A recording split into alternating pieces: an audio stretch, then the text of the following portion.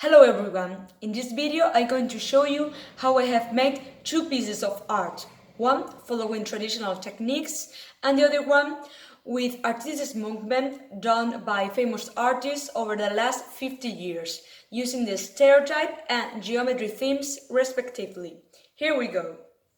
For both art pieces I have followed some steps, as every project needs to be done following some phases in order to be well done.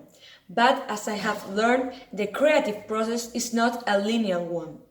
Ideas don't come out just for creativity and can easily be represented in a piece of paper.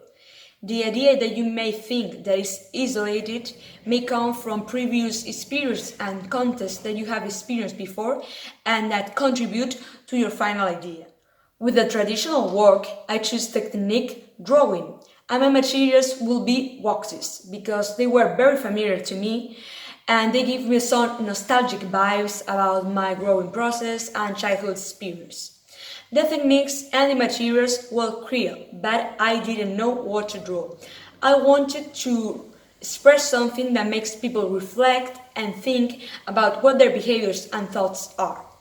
The illumination for my final idea appeared by watching Instagram posts about perfect and beautiful lies, knowing that they were not real, they were a lie. So, my final work doesn't just work as a single drawing, as you have to see it as a process. Firstly, you need to observe it from some distance, and all you will see is black, representing the surface, the mask we see when we observe people objectively. As you get closer to the drawing, you became able to understand the words written on it and the difference in their colors and shapes. This represents the deepness of a person, the many dimensions that people have and that can only be seen if you make enough effort to discover them. Finally, you are going to observe my final work, as seen as the process I have just described. Come on.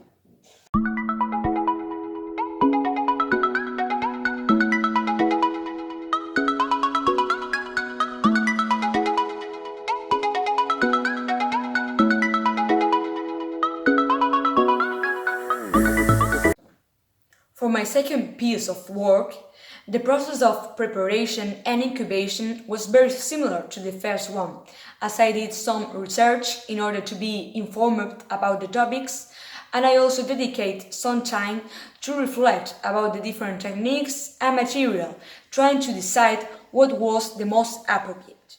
Finally, I choose the street art technique, as during my whole life I have been attracted by street art, and I have always admired how some beautiful art pieces are created in the ugliest places and streets in a town.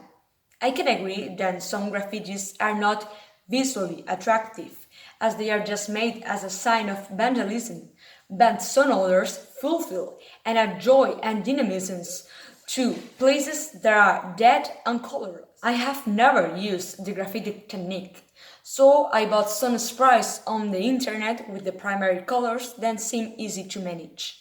I also wanted a place that was calm, quiet and empty, where I could develop my art without being disturbed by natural or human elements, finding an abandoned house that was perfect.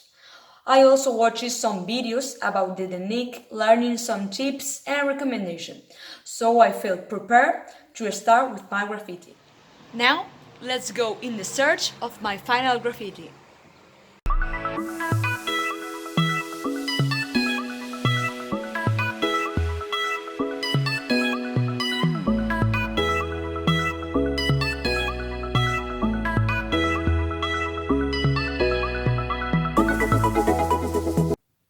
What represents and the idea behind it is what I'm explaining now.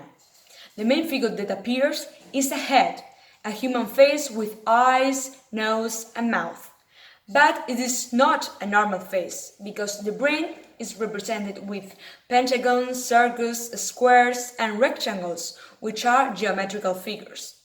These geometrical figures are different from each other, as they differ in color, shape and size. These figures correspond to the many dimensions a person's personality has. A brain is divided into different parts. Some are dedicated to our analytical thinking, some to our perspective and critical thinking, and some other to our emotions, but they are all interconnected and they affect each other. Also, I have drew a double mouth, one with a happy gesture and other one with a sad gesture. That represents the duality we all have, as the many dimensions of our personality are sometimes confused, and as a way of hiding our real emotions and feelings, we fake a smile to make it seem like everything is okay. To end this presentation, I must say that I have enjoyed the preparation of both pieces of art. They have let me discover new forms of art and how to develop them by myself, which has made me feel skilled and capable. I also enjoyed a lot of the modern techniques because I believe that they are pretty original and I feel attracted about discovering their meanings and what artists try to smith with them.